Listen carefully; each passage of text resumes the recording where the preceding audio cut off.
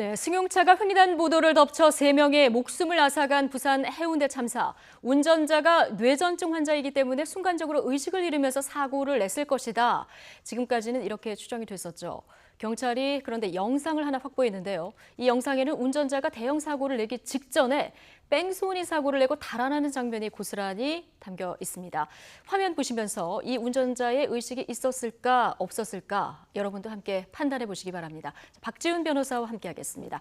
안녕하십니까? 안녕하십니까? 예, 자 새로운 국면을 맞은 것 같습니다. 이 해운대 참사 전에 뺑소니 정황이 담긴 영상이 확보가 됐는데 이 영상 보면서 좀 얘기를 나눠봐야 될 것 같습니다. 그렇습니다. 그러니까 지금 이제 보실 영상이 대형 사고를 내기 전에 사고 지점에서 네. 500m 떨어진 위치인데요. 예. 지금 동그라미 친 차량이 이제 네. 그 문제 차량이 되는데 예.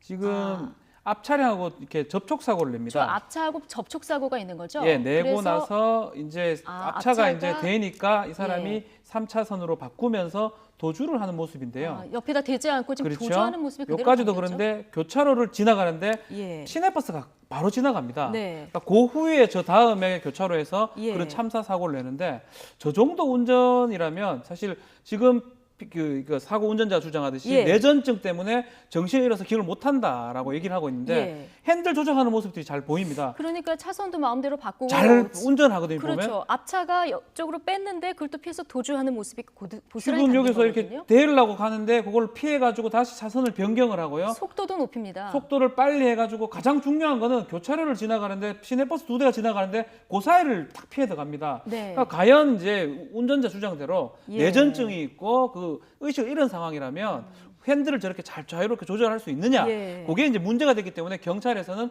의식이 아마 있는 게 아니냐라고 추정을 해서 뺑소니 혐의를 좀 추가한 그런 상황입니다. 네, 지금 경찰에서는 의식이 있었다는 쪽에 무게를 그렇죠. 두고 지금 잠정 결론을 내린 그런 상황이고 말씀하신 대로 지금 뺑소니 혐의가 추가가 됐어요.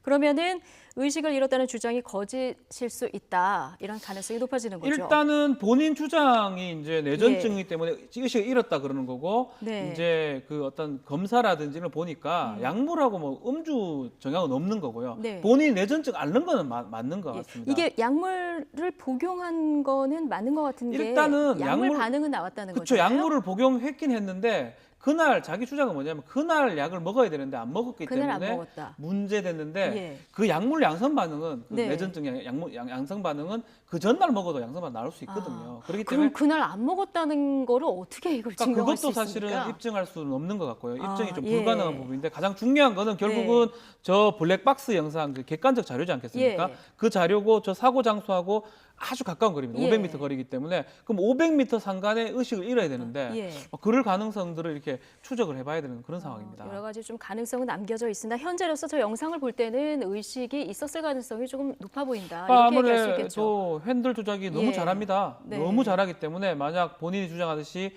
뇌전증이었다 그러면 네. 저렇게 하는 게 아니고 핸들이 그대로 있는 상태에서 아주 이상한 형태로 이제 진행이 돼야 되는데 요리조리 피하는 그런 진행 형식이 돼버리니까 이거는 조금 의식이 있는 것보다는 의식이 없는 것보다는 의식이 있는 게 아닌가 네. 이런 식으로 추정이 되고 예, 있습니다. 지금 뺑소니의 도로교통법 위반 혐의까지 경찰이 추가 적용을 한다고 그렇죠. 하는데 그럼 이 운전자에게 적용되는 일단은 혐의는 몇 가지나 됩니까? 일단은 뺑소니가 사람을 다친 후에 도주를 하게 되면 특정범죄 예. 가중처벌법상의 도주 차량이 되고요. 예. 근데 만약에 이제 교통사고 송괴 낸 상태에서 도망가면 도로교통법 위반이 되고요. 네. 근데 경찰에서 도로교통법 위반은 뭐냐면 네. 면허를 받을 때 본인의 뇌전증 사실을 숨기고 면허 취득을 받았습니다. 그 네. 부분이 도로교통법 위반이 되는데 이제 여기서 문제는 뭐냐면 만약에 이제 의식이 있었고 네. 이게 상황 변명을 하기 위해서 자신의 뇌전증을 핑계를 댔다 그러면 예. 저 상황이라면 사실은 미필적 고의한 살인도 저는 인정될 수 있다고 생각이 들거든요. 미필적 고의에는 살인까지 그렇죠. 인정될 수도 이제 있다. 그 교차로에서 예. 횡단보도에